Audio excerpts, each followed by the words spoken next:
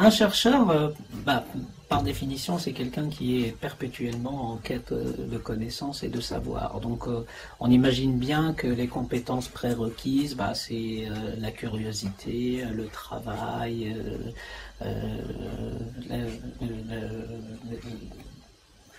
l'innovation et l'originalité. Il y a quand même une caractéristique qui est, à mes yeux, la plus importante, c'est la passion. Et celle-ci, elle est un peu acquise ou découverte lors de son propre parcours. Alors, en France, on distingue en fait deux types différents de carrières de chercheurs. L'une, c'est des chercheurs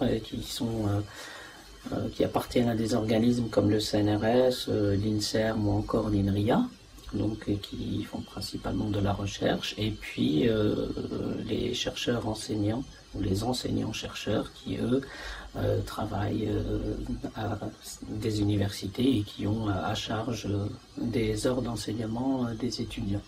Alors, pendant ces premières années donc, de recherche, on effectue selon sa discipline soit des expériences, soit des travaux de recherche plutôt du côté fondamental. Pour notre part, on fait des simulations numériques. Dans notre équipe, on utilise une technique qui s'appelle la modélisation moléculaire. Tout comme un chimiste ferait des expériences de laboratoire ou un physicien utiliserait un spectromètre pour étudier un système, comprendre comment il fonctionne, déterminer ses caractéristiques, ses propriétés.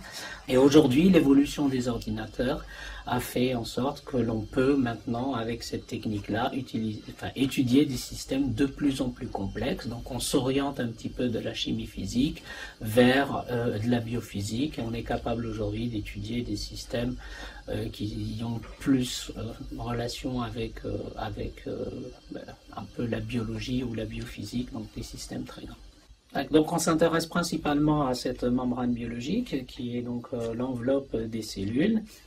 Et donc c'est tout à fait naturel qu'on interagit avec des chercheurs d'autres disciplines, que ce soit médicales, biophysique, chimique ou physique.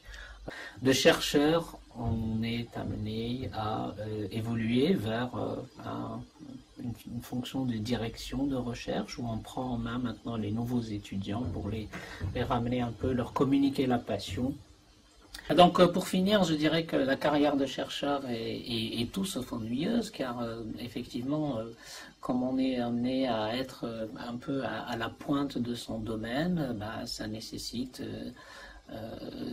non seulement d'interagir un petit peu avec tout le monde, ça nécessite de se remettre en cause, de compléter un peu ses connaissances avec de la littérature scientifique qui est très riche. On est amené bien sûr non seulement à collaborer avec d'autres équipes de chercheurs, surtout quand on est dans un domaine pluridisciplinaire, et donc à découvrir d'autres domaines de recherche si c'est nécessaire.